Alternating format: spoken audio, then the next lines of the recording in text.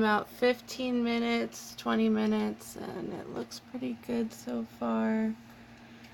Here we go. Guys, it's been about 2 hours, 2.5 hours. Still looking pretty good. Nothing really broke apart yet. Still a little dewy though. I'm assuming it's because it's like really fucking hot in Florida right now. Like it feels like 100 degrees. So that could be part of it, but it's holding together. So we'll see. So hour 6. It's collecting a little bit right here. It's looking pretty good still. I mean, from far away. That's what it looks like. Getting a little cakey a little bit from all that powder, but gotta set it.